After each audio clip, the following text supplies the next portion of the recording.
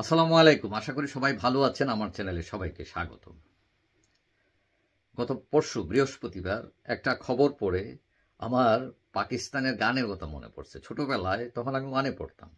তখন ওই যে আমাদের প্রাইমারি স্কুলে, আমরা তো সরকারি প্রাইমারি স্কুলে পড়তাম, তখন গান গাওয়াতো জাতীয় সঙ্গীত, পাকসার জমিন সাতবার। এখন এই গানটা হঠাৎ মনে পড়লো কেন?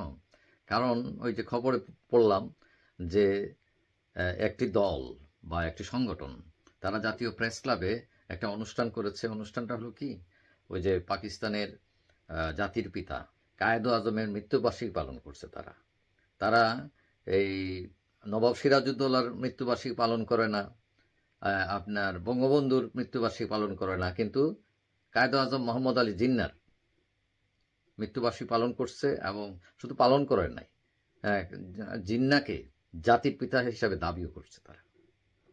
এখন কথা হচ্ছে, বাংলাদেশ কোন পথে চাইতেছে? কারণ ছোটবেলা থেকে আমরা শুনে আসতেছি যে আওয়ামী লীগ যদি ক্ষমতায় যায় তাহলে ভারত বাংলাদেশকে নিয়ে নেবে। কিন্তু 53 বছর হয়েছে, বাংলাদেশকে নেওয়ার কোনো খবরই নাই। তো যারা আবার আওয়ামী লীগ বিরোধী যারা, এরা আবার অনেকে বলে এরা হলো পাকিস্তানপন্থী। মানে তারা যখন ক্ষমতায় আসে বা হাসি হাসি করে, তখনই পাকিস্তানের গুণগান গাইতে থাকে, পাকিস্তান একটা ইস্যু করে দাঁড় করায়। আবার আওয়ামী লীগ আসলে মানে প্রচণ্ড ভারত ঘেঁষা হয়ে যায়। এবং এইবার যে আওয়ামী লীগের সরকারের পতন, অনেকে মনে করেন সেটাও একটু দায়ী। তারা এতই বেশি ভারত ঘেঁষা হয়েছিল যে তারা ইউরোপিয়ান ইউনিয়ন, আমেরিকাকেও পাত্তা দিতেছিল না তারা, যার ফলে এরা আবার গুসা করছে। তো এখন কথা হচ্ছে যে আওয়ামী লীগ সরকার যাওয়ার পরই এই যে পাকিস্তানের গান শুরু হয়ে গেছে। যেমন আমরা দেখলাম বিএনপি নেতা ফখরুল ইসলাম, মির্জা ফখরুল, তিনি মানে আওয়ামী লীগ সরকার পতনের পরই সবার আগে যার সাথে দেখা করছেন তিনি হলেন পাকিস্তানের রাষ্ট্রদূত, তার সাথে মিটিং করছেন। তারপরে শুধু খবর এটা না, মানে পাকিস্তান বাংলাদেশের ভিসাও ফ্রি করে দিছে, মানে যাইতে পারবো, আপনার কোনো ভিসা আর ফি লাগবে না। এখন তারপরে এই যে কয়েকদিন আগে দেখলাম জাতির পিতা, ঠিক আছে, এখন এক দল কইতেছে যে পাকিস্তানের জিন্না হলো আমাদের জাতির পিতা। আবার কিছুদিন আগে আমরা বিএনপিতে দেখছিলাম যে ভারতীয় পণ্য বর্জনের ডাক দিয়েছিলেন। তো সব কিছু মিলে এখন আমরা নতুন পাকিস্তানের দিকে ধাবিত হইতেছি, না আমরা ভারতের কাছেই আছি, না আমরা আসলে বাংলাদেশি আছি।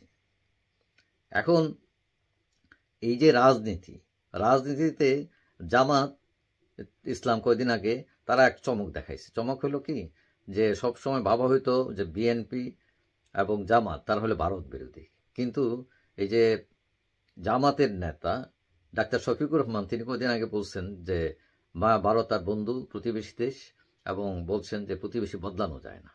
অর্থাৎ ভারতের এই পক্ষ বা তার পক্ষে কথা বলার জন্য আবার তারেক সাহেব একটু গুসা করছে। তিনি বলছে যে ইনডাইরেক্টলি তিনি বলছেন যে কিছু কিছু দল ভারতের ফাঁদে পা দিতেছে। এখন কথা হলো যে এই যে পাকিস্তানে, এটা শেখ হাসিনা ক্ষমতা থেকে যাওয়ার আগে আবার একটা তিনি অভিযোগ করে গেছিলেন যে ছাত্র আন্দোলন, এখানে একটি দূতাবাসের কর্মীরা বা তাদের দূতাবাসের যে কর্মকর্তা তারা ইন্ধন দিতেছে। তিনি আবার এটাও বলছিলেন যে ওই যে দেয়াল লিখন এত কিছু হইতেছে, এরা যে তো সংগ্রাম আন্দোলন করতেছে, টাকা পায় কোথায়? কেউ কেউ বলতেছেন যে এর আগে রাজনীতিতে যে দেয়াল লিখন হইতো, চিকা মারতো, সেই চিকা তো একদম সস্তা কালি দিয়ে মারা হইতো, কিন্তু এবার দেখা গেছে বার্জার পেন দিয়ে মারছে। তো এই পয়সা পায় কই তারা?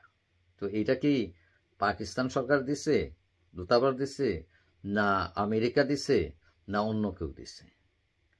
তারপরে এটা না, শুধু দেখা গেল জাতীয় সঙ্গীত পরিবর্তনের জন্য গোলাম আজমের ছেলে ব্রিগেডিয়ার আজমি তিনি প্রস্তাব করছেন যে এই আমার সোনার বাংলা আমি তোমায় ভালোবাসি, এটা নাকি যে দুই বাংলা বিভক্তির রোধের জন্য এটা লেখা হয়েছিল। এই নিয়ে উনি ওইটা কোথায় পাইলেন সেটা আল্লাহ জানে, কারণ দুই বাংলা বিভক্তির কোনো শব্দই গানের ভিতর নাই।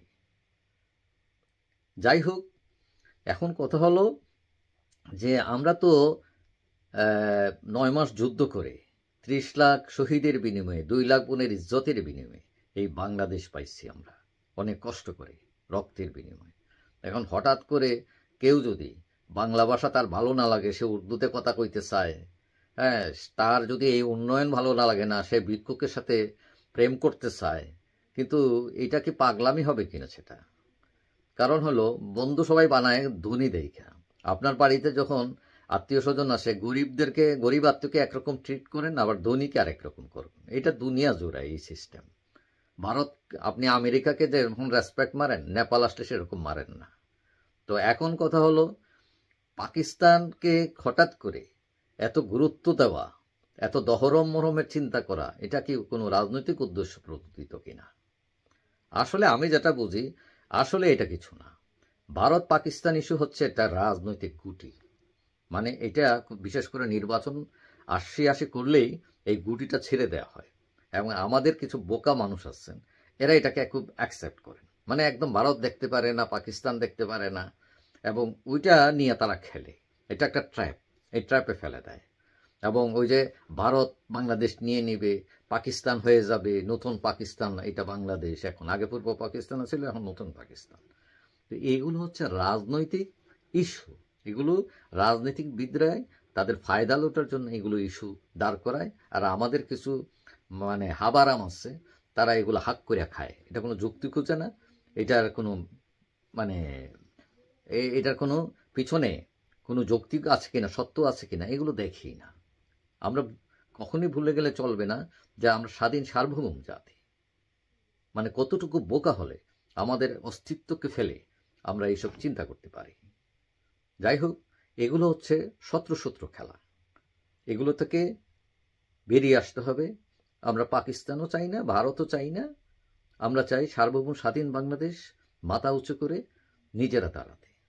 পাকিস্তান আমাদের বন্ধু, ভারতও আমাদের বন্ধু। এইটা এনাফ। যাই হোক, সবাই ভালো থাকবেন। আশা করি দেখা হবে অন্য কোনো ভিডিওতে, ইনশাল্লাহ। আল্লাহ হাফেজ।